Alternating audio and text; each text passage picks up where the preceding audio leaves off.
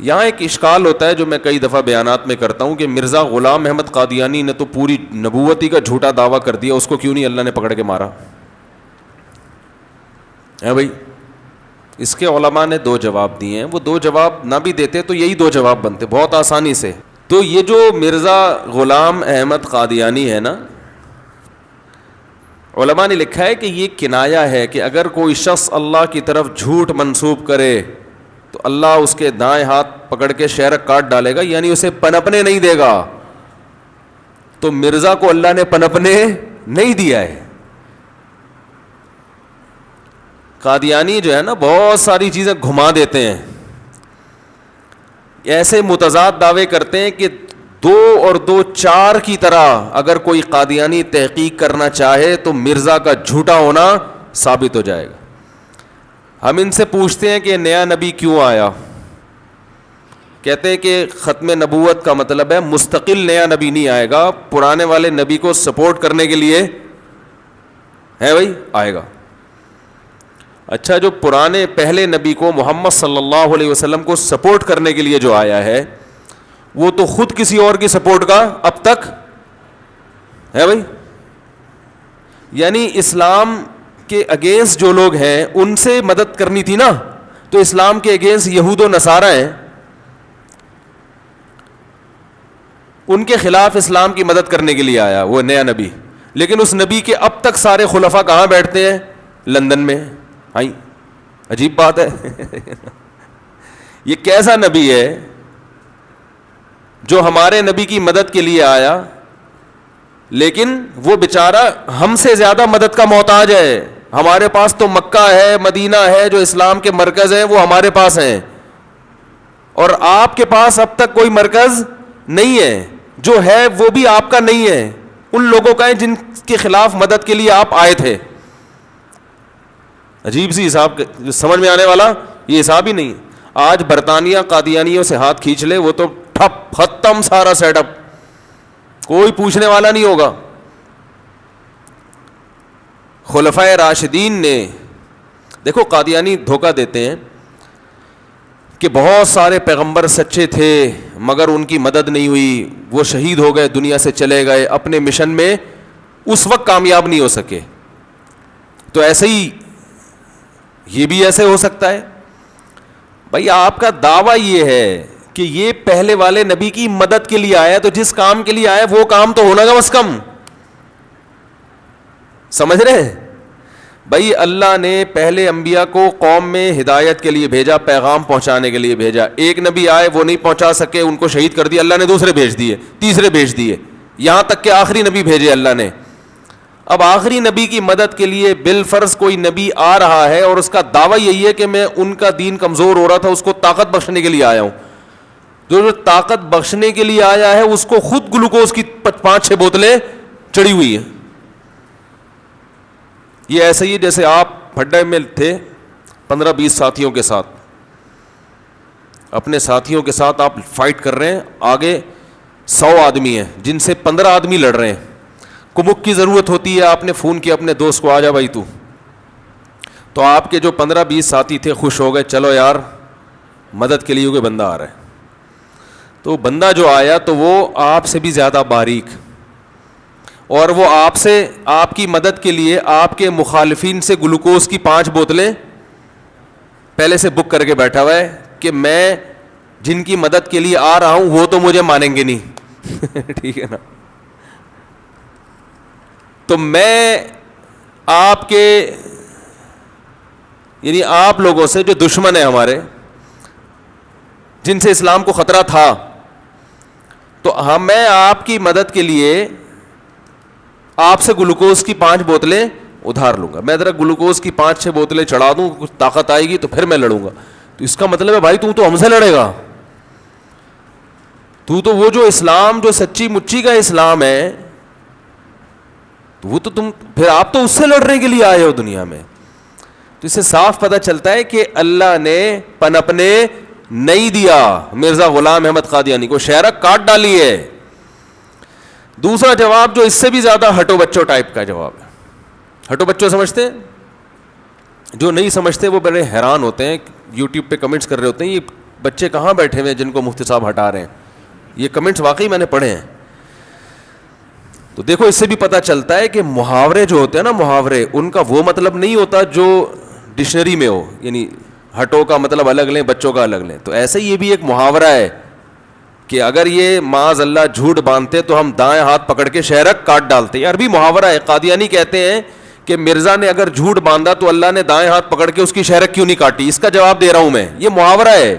جیسے ہٹو بچوں کیا ایک محاورہ ہے, حالانکہ بچے یہاں کوئی بھی نہیں ہے, سارے بڑے بزرگ بیٹھے ہوئے ہیں.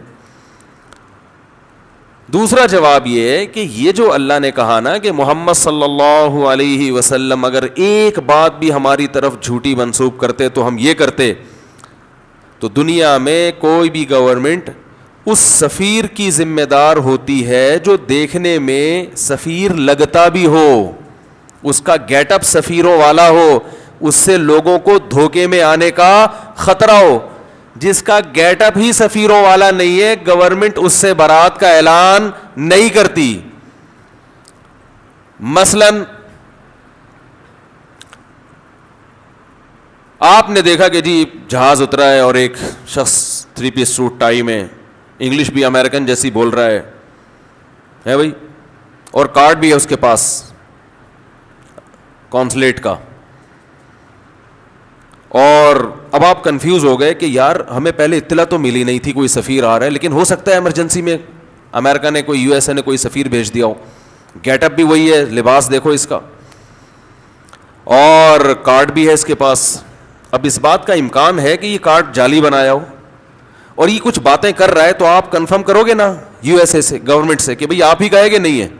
اس وقت گورنمنٹ کی ذمہ داری ہے کہ اگر یہ حکومت نے نہیں بھیجا تو امریکہ فوراً انکار کرے گا, ہمارا اس سے کوئی تعلق نہیں ہے. یہ اس کے ذمہ لازم ہے,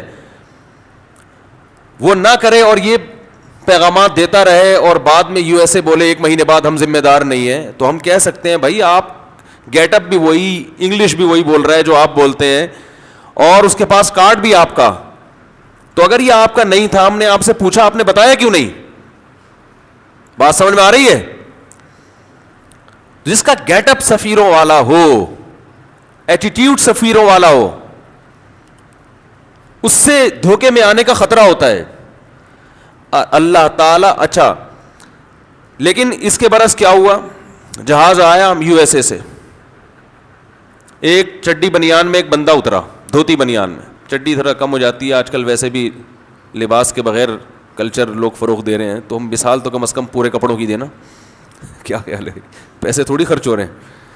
دھوتی بنیان میں ایک بندہ آیا, اس کے ہاتھ میں ایک بڑی سی جھاڑو ہے بھائی, دھوتی بنیان میں, اور آ کے وہ جو اس کا بات چیت کا اسٹائل ہے وہ بھی سفیروں والا. انگلش تو آتی نہیں اس کو, USA سے آئے لیکن انگلش بولو بھائی نہیں ہے. اور پھر ابے تبے کر کے بات کر رہا ہے, اڑے تمہیں پتہ نہیں ہم کو امریکہ نے بھیجا ہے. اسٹائل سے بھی لگ رہا ہے کہ یہ سفیروں والا اسٹائل ہے بھائی, نہیں. اب وہ کوئی بیان دیتا ہے, آپ اسے لکھ رہے ہیں, یار ہو سکتا ہے, اس کی بیس پہ آپ نے بہت سارے ایگریمنٹ کر لی امریکہ سے. 1 مہینے بعد جب وہ ایگریمنٹ کو پر عمل کا وقت آیا تو آپ نے امریکہ سے کہا بھائی آپ کا ہم سے یہ ایگریمنٹ ہوا تھا کہ ہم یہ کریں گے, اور 1 مہینے بعد $1 کروڑ آپ ہم کو قرض دیں گے, تو آپ دے دیں, ہم نے تو یہ کر لیا ہے. امریکہ پوچھے گا بھائی کس نے کہا آپ کو؟ کہیں گے بھائی وہ بندہ آیا تھا, وہ کھلے عام بولتا پھر رہا تھا, مجھے ڈونلڈ ٹرمپ نے بھیجا ہے. امریکہ کہے گا بھائی میں تو اس کو نہیں جانتا. نہیں جانتے تو آپ نے اعلان کیوں نہیں کیا ہے بھائی؟ آپ نے بتایا کیوں نہیں کہ ہمارا اس سے کوئی تعلق, بولو بھائی, نہیں ہے. تو امریکہ کہے گا کہ ہر بھنگی چمار کی میں نے ذمہ داری بولو بھائی نہیں لی. ایسے موقع پہ اس کی تردید کرنا اس کو پروٹوکول دینے کے مترادف ہے. ایسے لوگوں کی تردیدیں کر کے ان کو عزت نہیں دی جاتی. کوئی بھی بھنگی چمار اٹھ کے بولے یار کوئی بات ہے بھائی, یہ تھوڑی کوئی بھی اٹھ کے بولے مجھے عمران خان نے بھیجا ہے. یہاں کوئی آ گیا ہے دھوتی بنیان میں اور کہے مجھے عمران خان نے بھیجا ہے, مفتی صاحب آپ سے کان میں ایک بات کرنی ہے.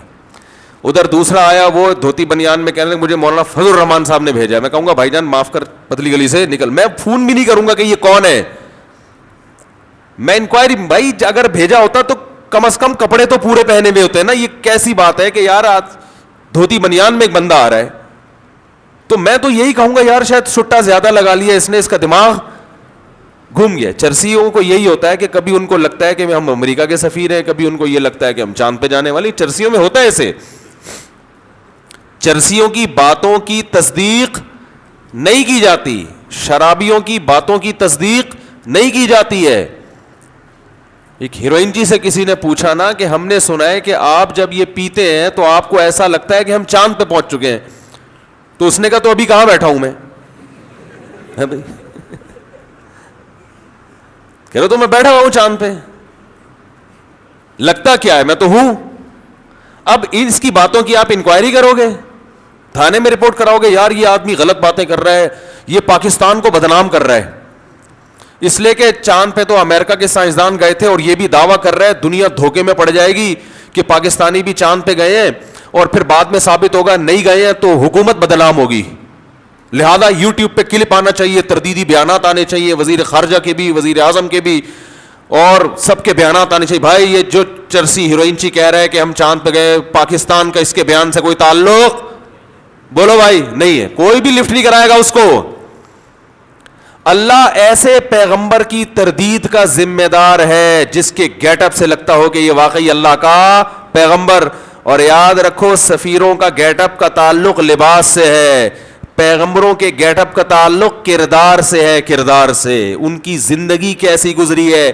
ایسا شخص جس کی لائف کو دیکھ کے لوگ دھوکے میں آ سکتے ہو کہ ایسا صادق اور امین, ایسا سچا اور کھرا ہو سکتا ہے واقعی اللہ کا پیغمبر ہو.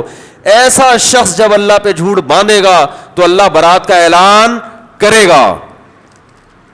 مرزا غلام احمد قادیانی کا گیٹ اپ پیغمبروں والا بولو بھائی نہیں تھا. اس کی اپنی کتابوں سے ثابت ہوتا ہے کہ وہ شریف انسان کہلانے کا مستحق نہیں تھا, پیغمبر ہونا تو دور کی بات. تبھی ہم بار بار کہتے ہیں نا کہ قادیانی, اس پر تو بحث کرتے ہیں کہ مرزا غلام احمد نبی تھا یا نہیں تھا, اس پر کبھی بھی بحث کرنے کے لیے تیار نہیں ہے کہ وہ شریف انسان تھا یا نہیں تھا. شرافت پہ بحث نہیں کریں گے. میں سمجھا پا رہا ہوں بھائی اپنی بات کی نہیں, کبھی بھی نہیں. آپ تجربہ کر کے دیکھ لو, کبھی بھی نہیں کریں گے. تو مرزا کی اپنی کتابوں سے عجیب عجیب چیزیں ثابت ہو. کبھی دعویٰ کیا اس نے کہ میرا نکاح فلاں خاتون سے ہوگا, میری شادی ہوگی, میری شادی فلاں سے, عشق ہو گیا تھا اس کو, تو اس نے کہا میری شادی فلاں سے قرار پائی, پیش گوئی کی تھی کہ ہوگی.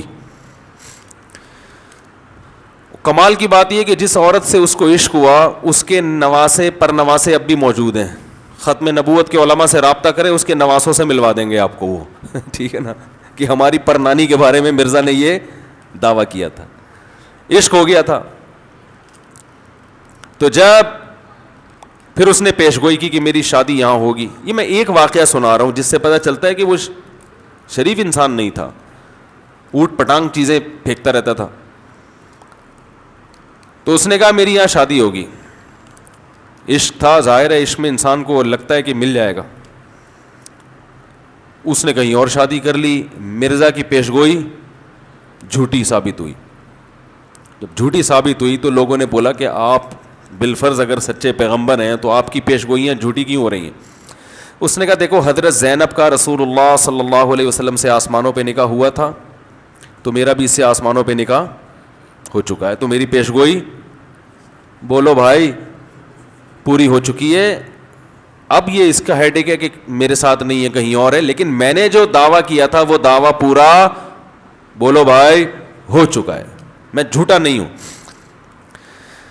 لیکن یہاں مسئلہ قادیانیوں کے ساتھ یہ ہو گیا کہ اگر ہم یہ فرض کر لیتے ہیں کہ مرزا کا نکاح اس خاتون سے آسمانوں پہ ہو گیا, لیکن دنیاوی لحاظ سے بہرحال اس نے نکاح کہیں اور کیا اور آج تک ماشاءاللہ ان کی اولادیں اس خاتون کی موجود ہیں,